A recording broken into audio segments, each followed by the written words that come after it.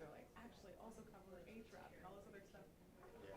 No position. It's kind of like, I'm doing what I'm doing, but before you can assign me anything. Yes. I learned that the pitch is very good. There he is. Man of the hour.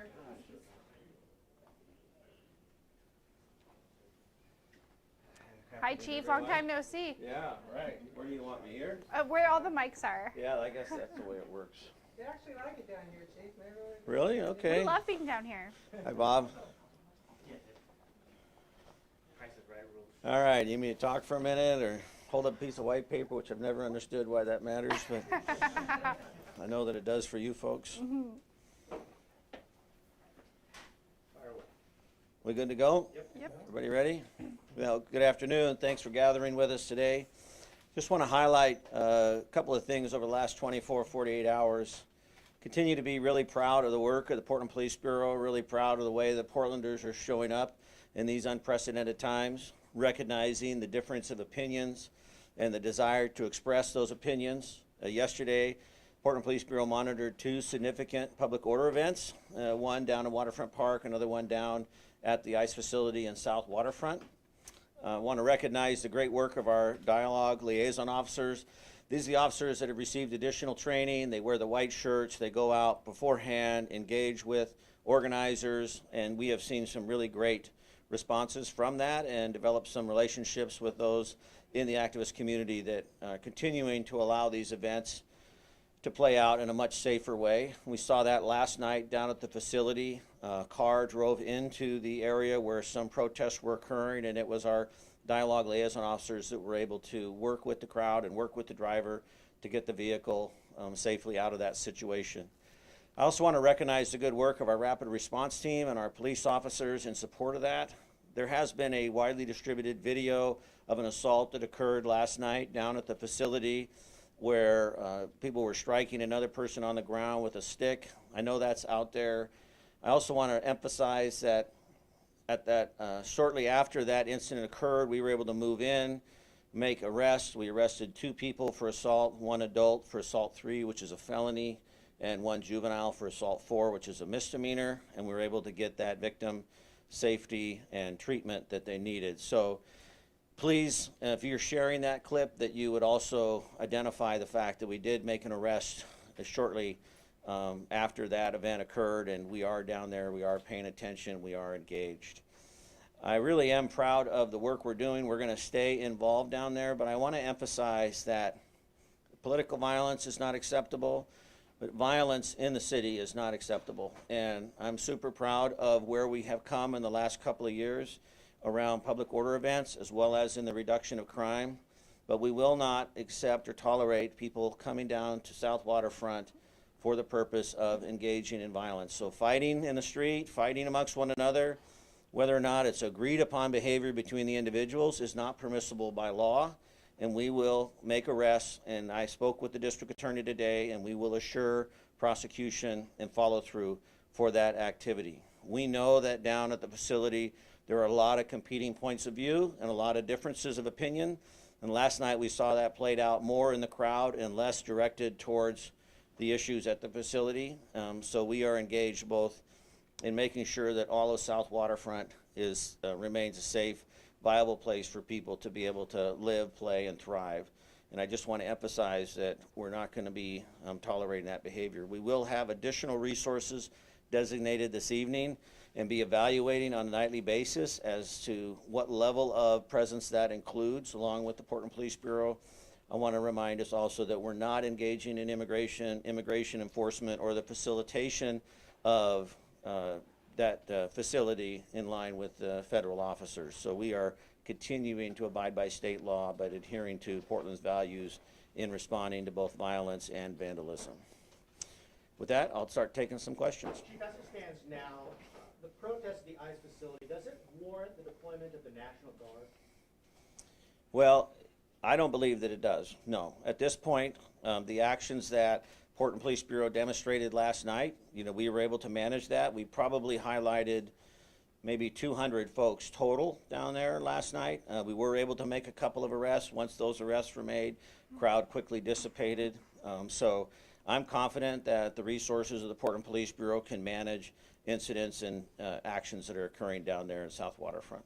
Chief, until last night, no one had been arrested by Portland police down at these protests since, I believe, June. So what changed? Why this new approach?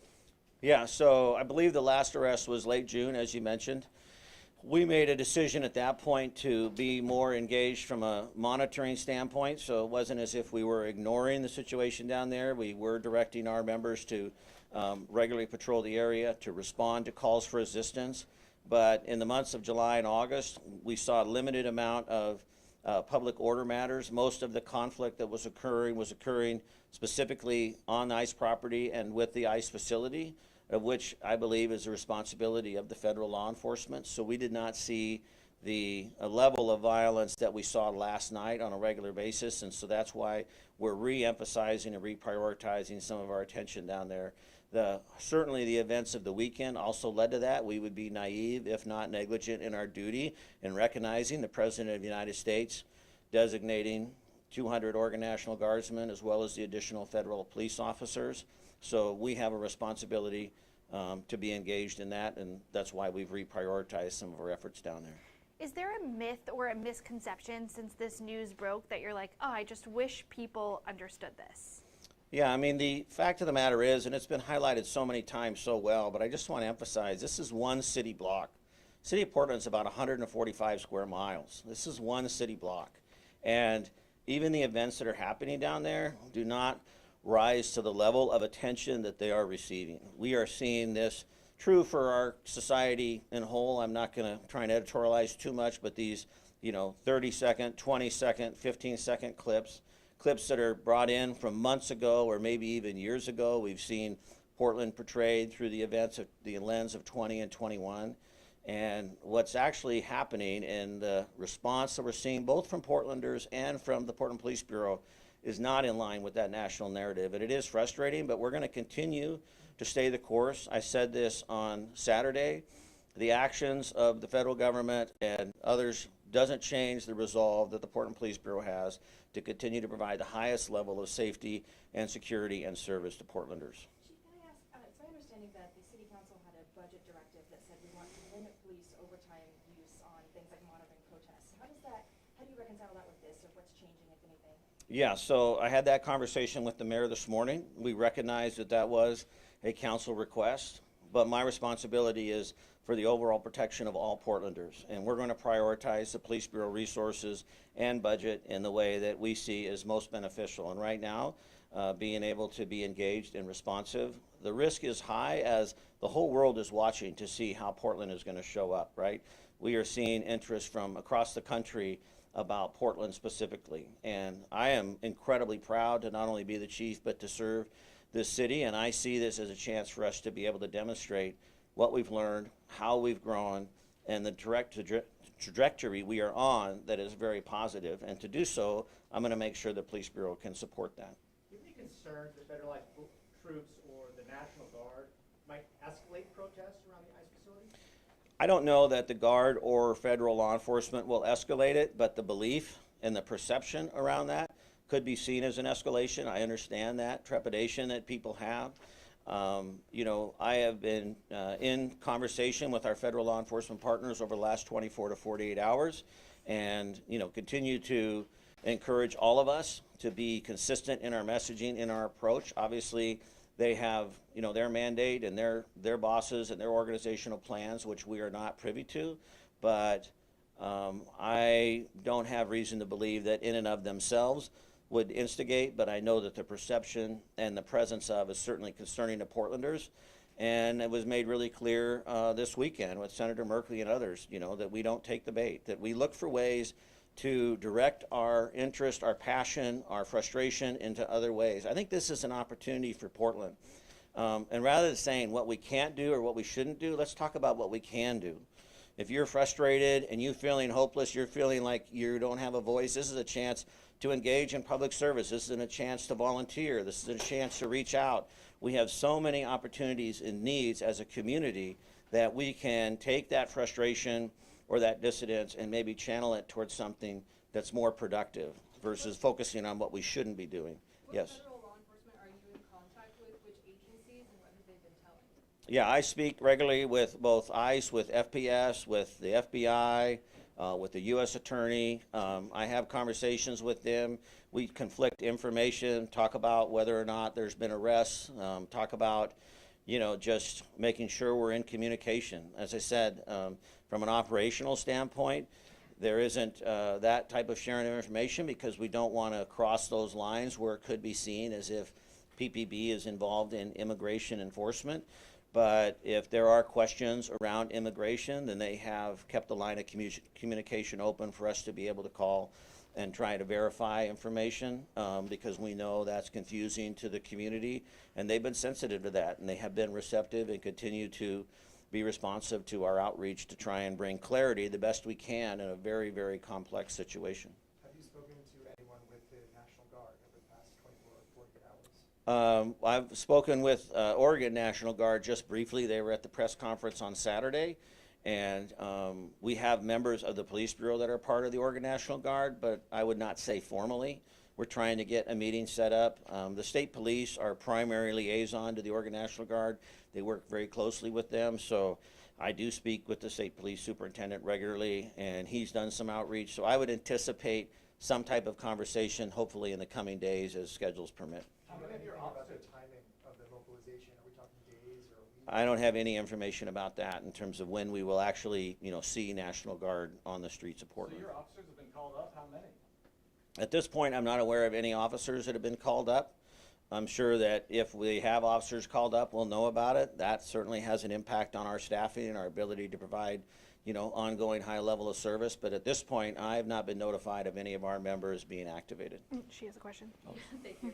So you mentioned the protests were largely peaceful, but there were some clashes between counter-protesters or opposing groups. What are you guys doing, maybe preventative measures, those dialogue officers, to try to mitigate some of those clashing of opinions? Yeah, last night, some of our dialogue officers early on were able to do just that. We were able to step in to these competing points of views and, find some off-ramps, find some alternative ways for them to be able to share information. The reality is that, we can have these competing truths. That's what exists in America. That's what this is, trying to elevate, is that we can have these differing points of view and we can bring those to the public square and we can express those as long as they're not done so in a violent way. And we're not going to be tolerant of that. We're going to continue to enforce the laws. But our dialogue officers stand ready to help facilitate those conversations or to find alternative places for people to be able to express that where maybe it reduces the tension and reduces some of that conflict. Can you talk real quickly, the limitations of National Guard troops are not law enforcement, they're not technically full-blown military, right? So what limitations do they have, do you know? Well, my understanding is, based upon the conversations I've had this weekend, is they will be implemented for site security, so building security, federal buildings. You have a series of federal buildings downtown, not just the ICE facility, but Edith Green next door and the U.S. Attorney's office next door. And I am speculating right now, so, I don't have anything official that says what their role is going to be, but that's the inference that's been conveyed to us, is that it'll be in the area of site security. So we'll have to see what that looks like. As I said, this is new territory for us, new territory for the state, and we're just going to have to kind of take it day by day. I've been in regular communication in the last 24, 48 hours with the governor and with the mayor, very appreciative of their support, their outreach. We are working very collaboratively as a city and as a state. I've been super encouraged at the lines of communication, the information sharing, and the cohesiveness we're seeing as we see both politics and operations collide here, right? We have practical things that are happening on the ground where Portlanders have a right to feel safe, and then we also have a lot of politics going on behind the scenes, which is not lost on any of us. And so we find this blending between the political and the operational challenging, but I'm grateful for both the governor and the mayor's support and confidence in us. Yeah. Chief, a lot of us can see what's happening in Portland present day, but can you kind of verbalize and compare the summer of 2020 George Floyd to now and describe the difference? Yeah, there's, not just 5 years of time, but it's really night and day. And a couple of things I would highlight that are significantly different. One, Portland was very isolated, and the Portland Police Bureau was very isolated in 2020. Police Bureau was isolated from much of city and city government and city leadership, and really Portland was isolated from the state as many people pulled back and really just saw what was happening in the city and were frustrated or disappointed. And as I just mentioned, this is a statewide effort right now. I mean, the state is really wanting to see Portland be successful, and so that is unique. And that's translated all the way down to how the city is responding to the Portland Police Bureau. The mayor has been very intentional about bringing us along in this conversation. We are advising the city council. We have strong support from the city administrator. This is not about the Portland Police Bureau. This is really about the city of Portland. And in 2020, it was about the Portland Police Bureau. The other thing I would mention is just the strides Portland Police has made in the last 5 years. The changes we've already highlighted, the dialogue officers, changes in our response, our understanding of use of force, crowd control, adhering to state law, modifying our policies, etc. So it is a totally different landscape, and I think we can say that with confidence based upon what we've seen just in the last year. Protest events with thousands, tens of thousands of people. But even last night, where we had a peaceful protest, and then even though we had some disturbances at the facility, after a couple of quick targeted arrests, it quickly dissipated, and that was the end of the story. So I think we're in a much stronger place. Can you describe the difference between your skills, the officer skills for crowd control, versus what a National Guard troop might come in as far as their training? How's that? Well, I can't speak to the differences because I'm not familiar with how the National Guard does their training. What I can say is Portland Police is seen as an international leader in the area of public order management. You know, we're regularly called upon to teach around the country, even as far away as England. We've pulled stuff from Europe, learned from Europe, as well as Canada. And our team is training at the gold standard recommended by National Tactical Officers Association. So we are really on the cutting edge of what it means to manage these public order events, and couldn't be more grateful for that and seeing how that's being applied in real time, focusing on crowd management, crowd support, less about crowd control, doing the outreach ahead of time, and we're seeing groups respond to that. We're seeing organizers reaching out to us and connecting with us, and us being able to touch places that we haven't in the past. What can you tell us about that helicopter that's been hovering overhead? We've been hearing a lot of concern from residents who can hear it. Is this a federal helicopter? What do you know? I have no details on the helicopter. I hear it as well, but I have no details on that. I refer that to, you know, maybe it's the the FFA or FAA would be my suggestion. I don't have any specifics on that. You didn't go out and buy one? No, Portland Police Bureau does not own a helicopter. You can't print that. You said Portland Police will be present at the facility tonight. Are you expecting another large demonstration there tonight? And in coming nights, you said that Portland Police will evaluate on a nightly basis whether they Right. need to go out there. What will be your threshold? How will you be evaluating, and what will you see that will make you decide whether to go? Right. Well, so I don't discuss specific operational plans because of security risk and, you know, the safety of both our officers and for the community. But it's important to me in these early days where I know there is a lot of visibility and a lot of tension, given the announcement from the president, that Portlanders can feel assured that we are being focused and we are being engaged. So when we take these extra efforts, it does put a strain on the organization. We have to call in officers, you know, on overtime. We have to reprioritize some of our response capabilities, and so it really is a day-by-day basis. And this is true for the city as a whole. I'm speaking specifically about what's happening down on South Waterfront, but we do this on a regular basis. If we have a major tactical incident, for example, we have to readjust our resources, and that could happen, you know, in addition to this event. So we have a major crime, a homicide or something like that, we have to adjust. So it's not entirely uncommon, but I want to just emphasize that we're sensitive to the energy transpiring down there at this time, and we're paying attention to it. Are we good? What? Any more questions? Just a couple more? If you had the opportunity to share a single message to the president and those directly involved with the deployment of the National Guard, what would that message be? Well, my message is that I have tremendous confidence in the ability of the Portland Police Bureau to provide the highest level of safety and security for all of Portlanders and for all the facilities in the city of Portland. And that we are well on our way to demonstrating that throughout the efforts of the past couple of years, and I don't see that changing. So we're in good shape. I don't see the need for the National Guard at this time. I really believe that we've got a handle on it. Are you frustrated that you're responsible for public safety in the city and you don't even know the details or plans for soldiers coming here? No, it doesn't frustrate me because the reality is, as I said, this doesn't change how we show up. We're going to be consistent. We're going to be consistent in what we do on a daily basis, and we're going to have to adjust. It doesn't mean that I'm naive or not paying attention to these outside influences, but the message of the Portland Police Bureau is we're going to stay fixed on our goals. We're transforming the dynamic between the police and the people we serve. We're reducing crime and the fear of crime, and we're focused on organizational growth and development. We've been doing that for 2 years. We're going to continue to do that as long as I'm in this chair. We good? Thanks a lot, all right? Thank you.